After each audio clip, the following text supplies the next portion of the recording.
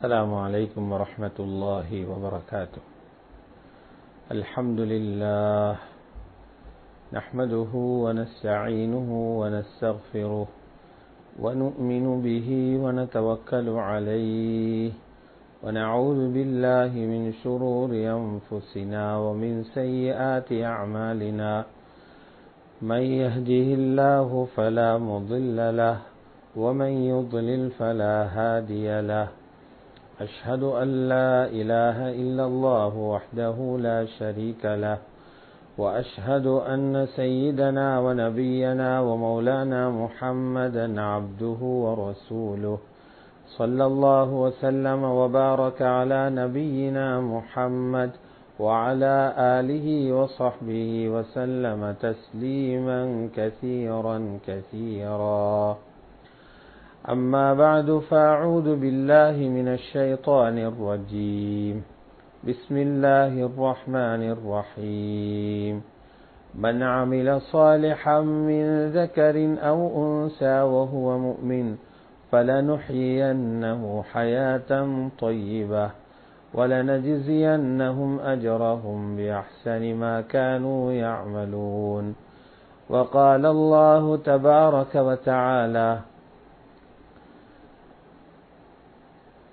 وأما من خاف مقام ربه ونهى النفس عن الهوى فإن الجنة هي المأوى. وقال الله تبارك وتعالى: ولمن خاف مقام ربه جنتان. صدق الله العظيم. وقال النبي صلى الله عليه وسلم: من خاف أدلج ومن أدلج بلغ المنزل ألا إن سلعة الله غالية ألا إن سلعة الله هي الجنة أو كما قال عليه الصلاة والسلام. கண்ணியமான மேலான பெரியார்களே, கனவான்களே, சகோதரர்களே, தாய்மார்களே, சகோதரிகளே, அல்லாஹு சுப்ஹானஹு வ தஆலாவுடைய திருநாமத்தை போற்றி புகழ்ந்ததன் பின்னால் ஹஜ்ரத் முஹம்மது ரசூலுல்லாஹ் ஸல்லல்லாஹு அலைஹி வஸல்லம் அவர்கள் மீதும் அவர்களுடைய குடும்பத்தார்கள், பரிசுத்தமான மனைவிமார்கள், அன்பு சஹாபாக்கள், தாபிஊன்கள் மற்றும் தபூ தாபிஈன்கள், கியாம நாள் வரைக்கும் வரப்போகின்ற அனைவர்கள் மீதும் என்றென்றும் ஸலவாத்தும் ஸலாமும் உண்டாவதாக. இந்த புனிதமான ஜும்ஆவுடைய நாளையில் அல்லாஹு தஆலாவின் கட்டளையாம் குத்பாவுடைய அந்த பிரசங்கத்தை கேட்க வேண்டிய இந்த நாளிலே ஏதோ அல்லாஹ்வுடைய ஒரு சோதனை, எங்களுடைய தீனுக்கு வந்திருக்கிற தடை, மார்க்க அனுஷ்டானங்களை கூட முழுமையாக பூர்த்தியாக செய்து முடிக்க முடியாத இந்த காலகட்டத்திலே இப்படியான ஒரு முயற்சியின் ஊடாக உங்களை சந்திக்க கிடைப்பதை இட்டு மகிழ்ச்சி அடைகிறோம். அல்ஹம்துலில்லாஹ். அல்லாஹ்வுடைய நல்லடியார்களே, இந்த உலகத்தில் ஒரு மனிதன் வாழ்வதென்பது அது ஒரு வாழ்க்கையை தயாரிக்கிறதுக்காகத்தான் வாழணும். யாரும் உலகத்தில் வாழ்றதுக்காக வாழக்கூடாது. உலகத்தில் வாழணும், ஒரு பெரிய வாழ்க்கைய, மனமான வாழ்க்கைய, சுவந்தமான ஒரு வாழ்க்கையை தயாரிக்கிறதுக்காக ஒவ்வொரு மனிதனும் இந்த உலகத்தில் வாழும். அப்படி வாழும்போதுதான் அவருடைய வாழ்க்கையும் பரிசுத்தமாக அமையும். அவர் உலகத்தை விட்டு பிரிஞ்சு போனதுக்கு பின்னால அவர் உலகத்தில் வாழ்ந்த இந்த வாழ்க்கை அல்லாஹ்விடத்தில் மகத்துவத்துக்குரியதாக, கண்ணியத்துக்குரியதாக ஆகும். அந்த வகையில் அல்லாஹ்வுடைய நல்லடியார்களே, உலகத்தில் அல்லாஹ் சுப்ஹானஹு வ தஆலா இந்த வாழ்க்கை என்று சொல்றதுக்கு பதிலாக ஏமாற்றக்கூடிய ஒரு வஸ்து என்று சொல்கிறார். மக்களுக்கு சொல்றான், இது உலகத்தினுடைய வாழ்க்கை வெறுமனே ஏமாத்திர பொருள் என்று சொல்றான். வமல் ஹயாத்துத் துன்யா இல்லா மத்தாஉல் குரூர். உலகத்தினுடைய வாழ்க்கை என்பது வெறுமனே ஏமாத்திர பொருள் என்று சொல்றான். மக்களுக்கும் சொல்றான், யா அய்யுஹன் நாஸ் இன்ன வஅதல்லாஹி ஹக். உலகத்துல பல காட்சிகளை நீங்க காணலும், பலவிதமான விஷயங்களை பார்க்கறதுக்கேலும், பலவிதமான கதைகளை கேட்கறதுக்கேலும். ஆனா உண்ட மட்டும் புரிஞ்சுக்கோங்க, அல்லாஹ்வுடைய வாதா, அல்லாஹ்வுடைய வாக்கு ஹக்கானது. இன்ன வஅதல்லாஹி ஹக் ஃபலா தகுர்ரன்னகுமுல் ஹயாத்துத் துன்யா. உலகத்தர வாழ்க்கை உங்களை ஏமாற்றி விடக் கூடாது. நிறைய பேர் ஏமாந்து போறாங்க உலகத்தர வாழ்க்கையை பார்த்து. நிறைய பேர் ஏமாந்து போறாங்க. அவங்கள்ட்ட அறிவு இருக்குது, அவங்கள்ட்ட படிப்பு இருக்குது, அவங்கள்ட்ட சிந்தனை இருக்குது, அவங்கள்ட்ட பணம் இருக்குது, அவங்கள்ட்ட அதிகாரம் இருக்குது. ஆனா உலகத்தட ஏமாற்றத்திலிருந்து தப்புறதுக்கு இயலாம். ஃபலா தகுர்ரன்னகுமுல் ஹயாத்துத் துன்யா. உலகத்தர வாழ்க்கை உங்களை ஏமாத்திடக் கூடாது. சொல்லிட்டு சொல்றார், ஏமாத்துற வஸ்து உலகத்துல ரெண்டு இருக்குது. ஒன்று உலகம், இரண்டாவது ஷைத்தான். வலா யகுர்ரன்னகும் பில்லாஹில் கரூர். அல்லாஹ்வுடைய விஷயத்தில ஏமாற்றக்கூடிய ஷைத்தான் உங்களை ஏமாற்றி விடக் கூடாது என்று அல்லாஹு தஆலா குர்ஆன்ல தெளிவாக சொல்றார். ஆகவே கண்ணியமான அல்லாஹ்வுடைய நல்லடியார்களே, ஏமாத்துறண்டா எப்படின்னு விளங்குண்மை. ஒரு மனிதன் ஏமாற்றுறான் என்றா தெரியும் அவர் எப்படி ஏமாற்ற வாராரு. நல்ல இனிப்பா பழகிறாரு, இனிப்பா கதைக்கிறாரு, நம்பிக்கை வார மாதிரி கதைக்கிறாரு, அதுக்கு போற ஏமாத்திட்டு போறாரு. ஏமாற்றம் என்று ஒன்று தெரியும். அடே உலகம் எப்படி ஏமாத்துது அதுதான் தெரியாமைக்குது. அது தெரியாததாலதான், அந்த படிப்பை படிக்காததாலதான் உலகத்துல மாயையில நிறைய பேர் மாட்டிக்கொள்றாங்க. உலகத்தினுடைய அழகு அலங்காரத்துல நிறைய பேர் மாட்டிக்கொள்றாங்க. உலகம் எப்படி ஏமாத்தும் என்று சொன்னா, ஒவ்வொரு மனிதனுக்கும் அல்லாஹ் கொடுத்திருக்கிற நியாமத்தை காட்டி அடுத்தவரை ஏமாத்தும். உலகம் ஏமாத்துற முறை எனக்கு காட்டும் இன்னத்தர, அண்ணனுக்கு காட்டும் உலகம் தம்பிய, தம்பிய காட்டும் அண்ணனுக்கு, இந்த வீட்டில் உள்ளவருக்கு அடுத்த வீட்டுக்காரனை காட்டும், இந்த கடையில உள்ளவருக்கு பக்கத்து கடையில் உள்ளவரை காட்டும், இந்த செல்வந்தருக்கு அடுத்த செல்வந்தரை காட்டும். என்ன காட்டும் தெரியுமா? பாரு, உன்னிடத்தில் இல்லாதது அவர்கிட்ட இருக்குது, இவரிடம் இருக்கும். ஆனா உலகம் சொல்லும் உன்னிடத்தில் இல்லாதது அவரிடத்தில் இருக்குது. அதனால நீ அவரை மாதிரி அடைய பாரு. பொதுவாகவே நீங்க பாருங்களேன், மனிதன்கிட்ட வச்சிருக்கிற ஒரு தன்மை, எங்கட வீட்டுல எவ்வளவுதான் ருசியான சாப்பாடு செஞ்சிருந்தாலும் பக்கத்து வீட்டிலிருந்து ஒரு பிளேட் சாப்பாடு வந்தா இதை விட அதுதான் டேஸ்டா விளங்கும். வீட்டுல உம்மா விழுந்து விழுந்து கஷ்டப்பட்டு பட்டு சாப்பாடு செஞ்சிருப்பா, அடுத்த வீட்டுல 2-3 கறியை வச்சு ஒரு சாப்பாடு கொண்டு வந்தா அதுதான் உம்மா சமைக்கிற, தாய் சமைக்கிற சாப்பாட்டை விட ருசியாக தென்படும். இதிலிருந்து நீங்க விளங்கிக்கோங்க, எங்கள்கிட்ட இருக்கிறத உலகம் சொல்லும் உன்னிடத்துல இல்ல, மற்றவன்கிட்ட இருக்குது. இவருக்கு வீடு இருக்குது, ஆனா இவருக்கு உலகம் சொல்லும் உண்ட வீட்டை விட அவண்ட வீடு அழகாக இருக்குது. இவர்கிட்ட வாகனம் இருக்கும், உலகம் சொல்லும் உன்னிடத்தில் இருக்கிற வாகனத்தை விட அவனிடத்தில் இருக்கிற வாகனம், உன்னிடத்தில் இருக்கிற வாகனத்தை விட அவருடைய வாகனம் நல்லது என்று சொல்லும். உன்னிடத்துல கடை இருக்குது, வருமானம் இருக்குது, ஆனால் அடுத்தவருடைய கடை அது பெரியது, அதோட வருமானம் அதிகம் என்று சொல்லும். அவர்கிட்ட பேசி சொல்லும் இன்னொரு ஆளை காட்டும். உங்களுக்கு யாரை காட்டினதோ உலகம் அவருக்கு இன்னொரு ஆளை காட்டும். இப்படி ஒவ்வொருத்தரும் மற்ற ஆளை பார்த்து பார்த்து அவரு மாதிரி உலகம் கிடைக்கணும் என்று நினைச்சு நினைச்சே உலகத்துக்கு அனுப்பப்பட்ட நோக்கத்தை மறந்து கபருக்குள்ள வைத்துறாங்க. இதான் ஏமாற்றம், அசல் ஏமாற்றம் இதுதான். இந்த ஏமாற்றத்தை பிசினஸ் படிக்கிறதால தப்பேலா, இந்த ஏமாற்றத்திலிருந்து பொலிட்டிக்கல் படிக்கிறதால தப்பேலா, இந்த ஏமாற்றத்திலிருந்து சயின்ஸ் படிக்கிறதால தப்பேலா. இந்த ஏமாற்றத்திலிருந்து தப்புரண்டா ஈமானும் சாலிஹான அமலும் ஓடும். பாருங்க உலகம் எப்படி ஏமாத்துச்சு. காரூனை காட்டி மக்களுக்கு ஏமாத்துச்சு. காரூனை மக்கள் பார்த்தாங்க, பார்த்து ஏமாந்தாங்க. காரூன் மாதிரி எங்களுக்கு வரணுமேன்னு சொன்னாங்க. காரூன் ஒரு ஏமாற்றம், அவனை கண்டு மக்கள் ஏமாந்து போனாங்க. قال الذين يريدون الحياة الدنيا يا ليت لنا مثل ما أوتي قارون. எப்பவுமே உலகத்துல ரொம்ப விருப்பமுள்ள மக்கள் உலகத்தில் இருந்து கொண்டு நிற்பாங்க, உலகத்தை விரும்புறாக்கள். துனியாதாரிகள் காரூனை பார்த்து சொன்னாங்க, காரூன் மாதிரி எங்களுக்கு இல்லையா, காரூனு கொடுக்கப்பட்டது மாதிரி செல்வம், காரூனு கொடுக்கப்பட்ட மாதிரி இவ்வளவு பெரிய சொத்துகள், காரூனு கொடுக்கப்பட்ட மாதிரி வாகனங்கள் எங்களுக்கு கிடைக்காதா? இன்னஹு லது ஹப்தின் அதீம், பெரிய பெரிய ஆக்கள் சொன்னாங்க. காரூன் தான் பெரிய பாக்கியசாலி என்றாங்க. இன்றைக்கும் இதே போல பேசுற நாங்கள் இருக்கிறோம். ஒரு செல்வந்தரை பார்த்து அவருடைய துனியாட பணத்தோட அலங்காரத்தை பார்த்து இவருதானப்பா புத்திசாலி, இவருதான் பெரிய செல்வந்தர். அவரை பார்த்து அவர் பூர்த்தியாக துனியாவை சேகரிச்சு அந்த துனியாவால் அனுபவிக்க தயாராகிறார். அந்த பணத்தை எடுத்து தீனி செலவழிக்கிறவர் அல்ல, அந்த பணத்தை எடுத்து ஆகிரத்தை தயாரிக்கிறவர் அல்ல, அல்லாஹ் அனுப்பின நோக்கத்தை பூர்த்தி செய்தவர் அல்ல. அவர் அந்த செல்வத்துக்குள்ள மூழ்கி இருக்கிறார். அவரை பார்த்து எவ்வளவு பேர் வாய பிளந்து பார்த்து கொண்டிருக்கிறான், காரூனை பார்த்து கொண்டிருந்தான். அதனாலதான் ரப்புல் இஸ்ஸத் அல்லாஹ் ஜல்ல ஷானுஹு தெளிவாக சொல்லக்கூடிய ஒரு விஷயம்தான், உலகம் ஏமாத்துது என்று சொன்னது மட்டுமல்ல, வேறொரு இடத்துல சொல்றான், உலகத்தில வாழ்க்கை விளையாட்டு வேடிக்கைன்னு சொல்றான். வேறொன்றுமே இல்லை என்றான், ஹஸ்ர் பண்ணி சொல்றான். உலகத்தில வாழ்க்கை வெறுமனே வேடிக்கை, உலகத்தில வாழ்க்கை வெறுமனே விளையாட்டுங்கிறான்.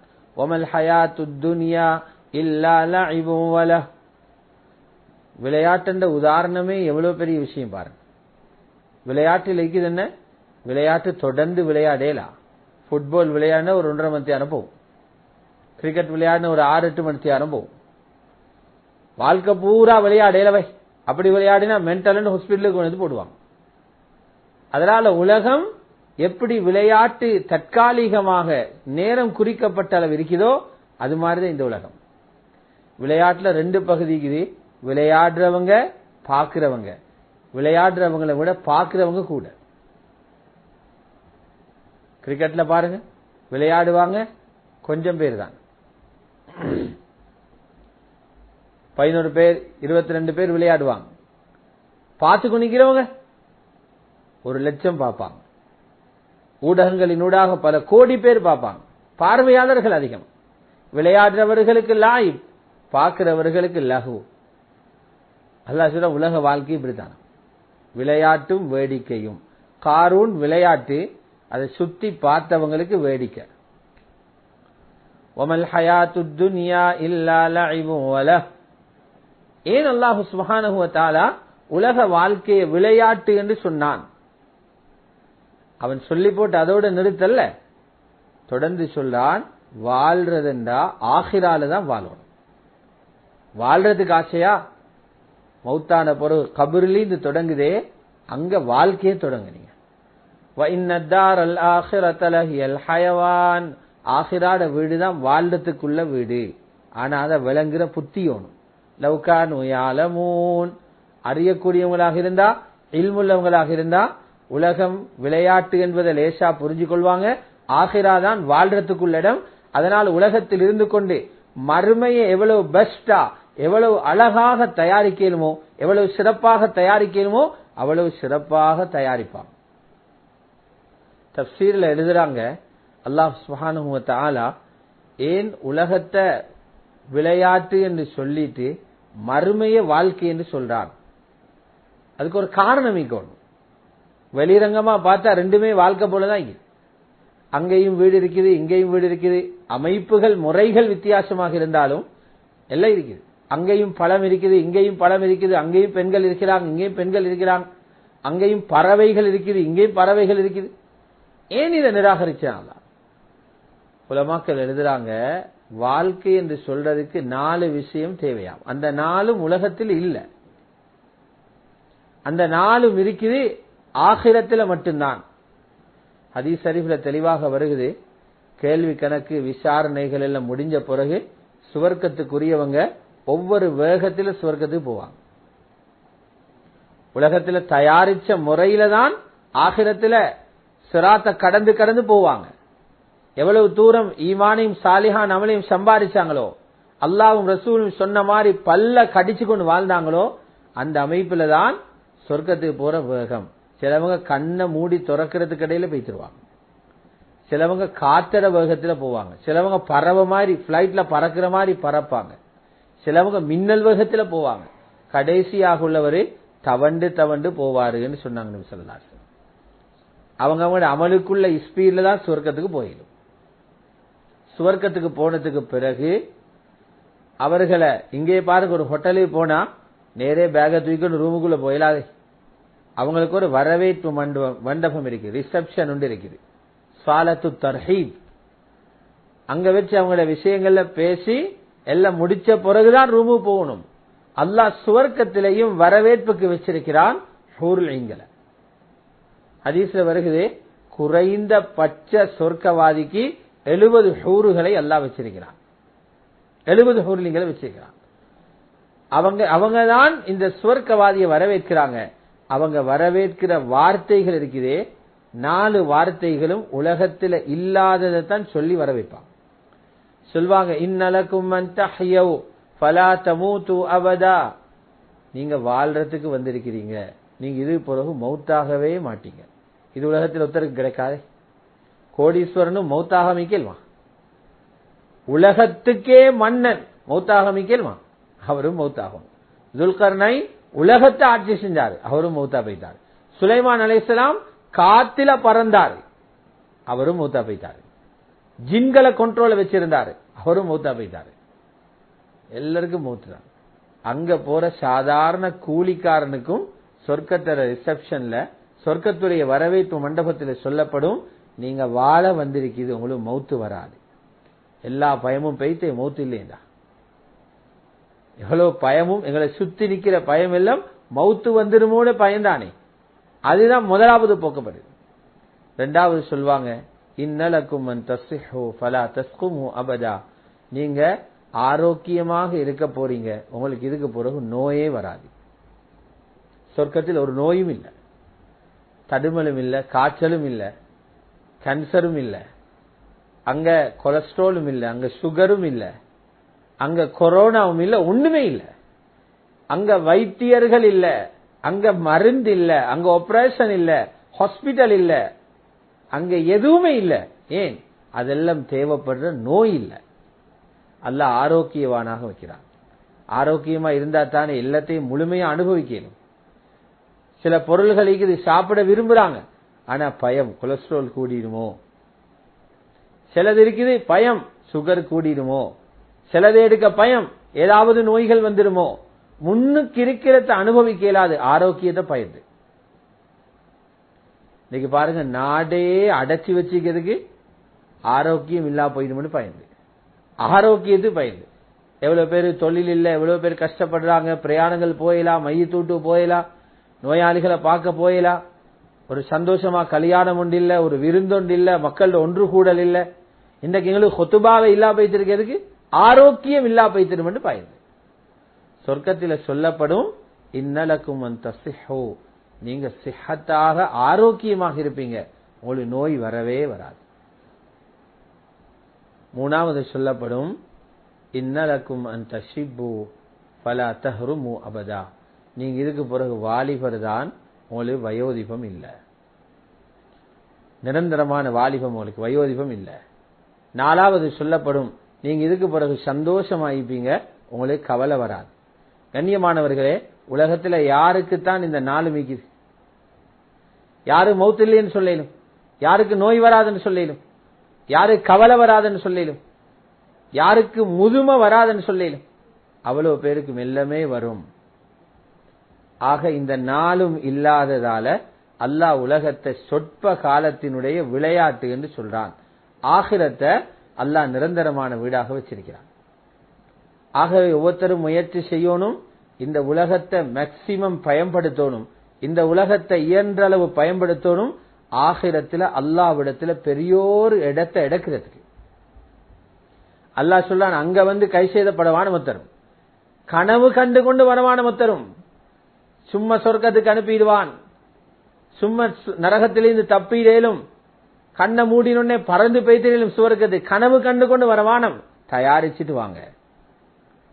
அதான் ரசூலுல்லாஹ் சொன்னாங்க, கனவு கண்டு கொண்டு வாரவன் தான் உலகத்துல முட்டாள் என்று சொன்னாங்க, தயாரிச்சுட்டு வாரவங்க புத்திசாலின்னு சொன்னாங்க. தெளிவா ஹதீஸில் இருக்கு. அல் கையிசு மன் தான நஃப்ஸஹு வ அமில லிமா பாதல் மௌத். புத்திசாலி யாரு? உலகத்தில் வார ஆசைகள் நப்சுடைய துடிப்புகளை கட்டுப்படுத்தி மௌத்துக்கு பின்னால் உள்ள வாழ்க்கையை தயாரிக்கிறார்.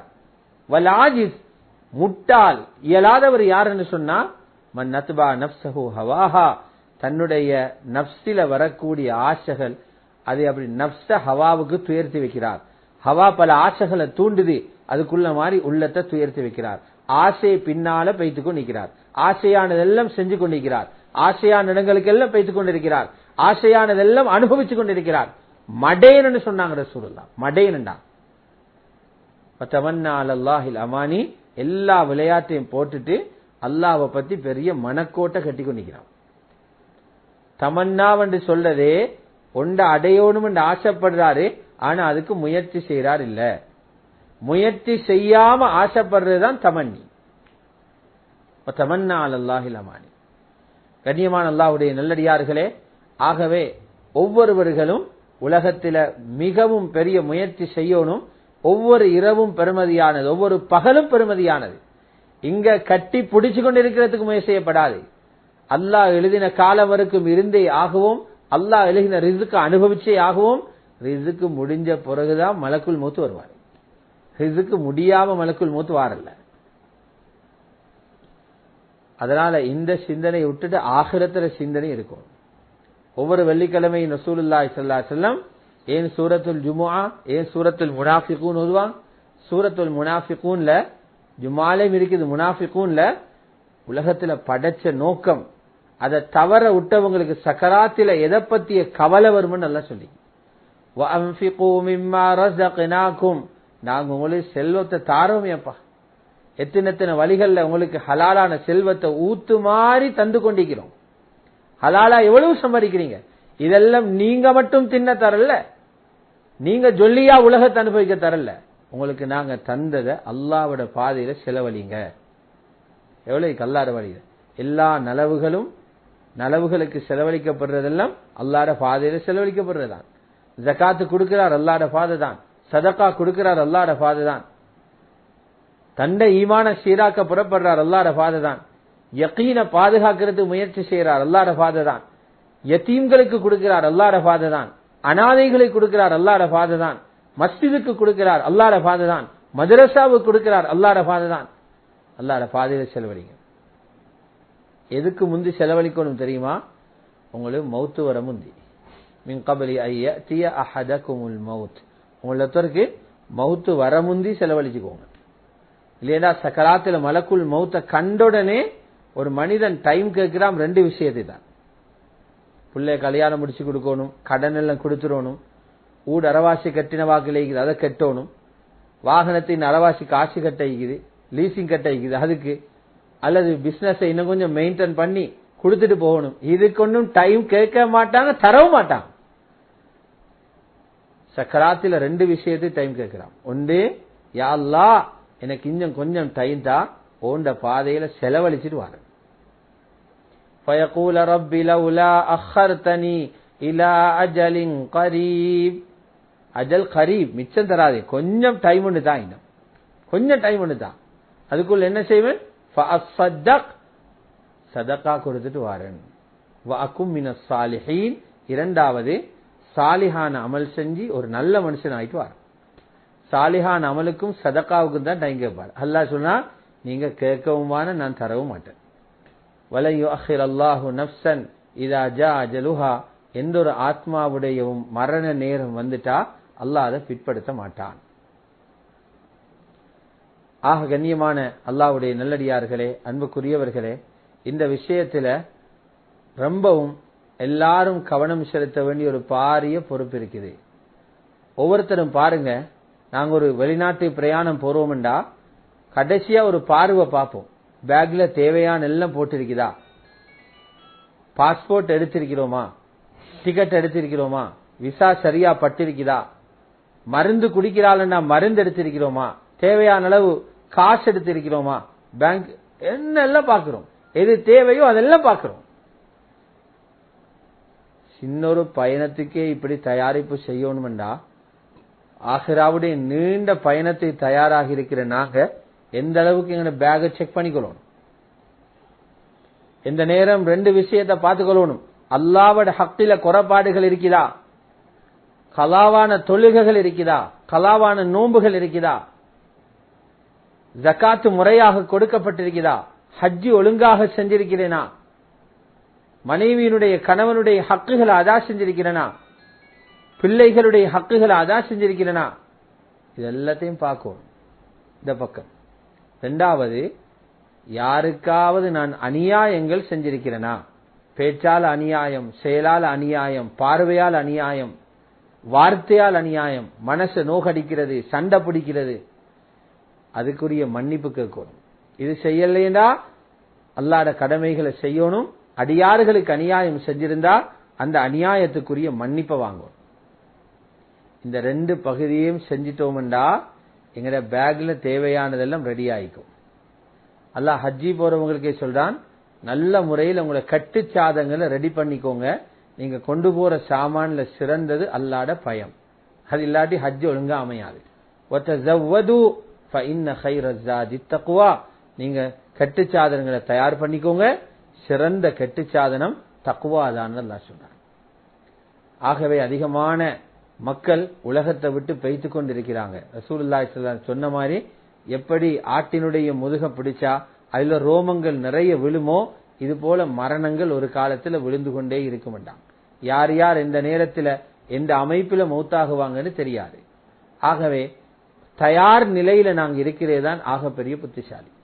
அதனால ஹஜ்ரத் உஸ்மான் இப்னு அஃபான் ரலியல்லாஹு தஆலா அன்ஹு கபரிஸ்தானத்துக்கு போனா தாடி நனையிறவுக்கு அழுகிற காரணம் அதுதான்.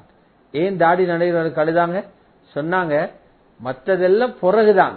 உலகத்தில இருந்துட்டு முதல் நைட், முதலாவது ராவு உலகத்தை விட்டுட்டு போய் தங்க போறது கபரில தான் சொன்னாங்க. ஒவ்வொரு மனுஷனும் சிந்திக்கணுமா, மறுமையிட முதலாவது ராவ் எப்படி இருக்கும். உலகத்துல சின்ன வயதுல, வாலிப வயதுல, வயோதிப வயதுல ஒவ்வொரு அமைப்பில இரவுகளை பகல்களை கழிச்சிருக்கிறோம். மாலையில கபருல வைக்கப்பட்டா முதலாவது இரவு கபருடைய முதல் ராவு, உலகத்துல கடைசி பகல் ஆகிரத்துடைய முதல் ராவு. உலமாக்கள் அதை பத்தி எழுதிக்கிறாங்க. அவ்வளவு லைலத்தின் மின் லயாலில் கபர், கபருடைய ராவுகள்ல முதலாவது ராவு. தனிய மண்ணில படுத்து கொண்டிருப்போம், மூச்சு விடுறதுக்கு இடமில்லாத இடத்துல.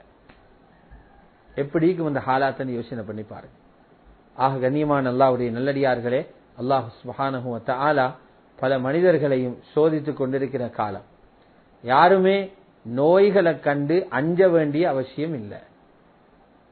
சில பேர் மனதால உடைஞ்சு போயிட்டிருக்கிறாங்க. இவ்வளவு துஆ செய்றோம், இவ்வளவு சதக்கா கொடுக்கிறோம், ஆனாலும் அல்லாஹ் என்கிற சோதனையை நீக்கலே. நல்ல ஞாபகம் வைங்க, அல்லாஹ் தஆலா இந்த நோயிலால முஃமின்களுக்கு கூலி கொடுத்து கொண்டிருக்கிறான். ரசூலுல்லாஹி ஸல்லல்லாஹு அலைஹி வஸல்லம் சொன்னாங்க, காலில முள்ளு குத்தி பட்டாலும் மூமினுக்கு பாவம் மன்னிக்கப்படலாம்.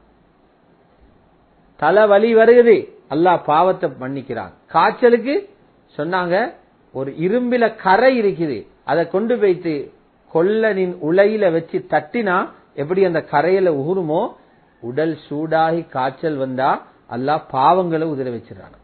சஹீஹான ஹதீஸ். ஒரு சஹாபி சொன்னாங்க, காய்ச்சலுக்கு ஏசவானம். காய்ச்சல் எத்தனையோ வகையான காய்ச்சல் இருக்கு, எத்தனையோ நோய்களுக்கு அடையாளமான காய்ச்சல் இருக்கு.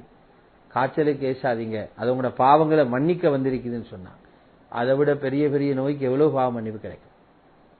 இந்த விஷயங்களை மனதில் எடுத்து நாங்கள் செயற்படணும். அல்லாஹ் சுப்ஹானஹு வ தஆலா இந்த சோதனையிலிருந்து அனைவர்களையும் பாதுகாத்து எங்களுக்கு தம்கீனுடைய எல்லா அமல்களையும் சிறப்பாக செய்யக்கூடிய ஒரு சந்தர்ப்பத்தை அனைவர்களுக்கும் வல்ல ரஹ்மான் தந்தருள்வானாக. ஆமீன். வ ஆகிரு தஅவானா அனில் ஹம்து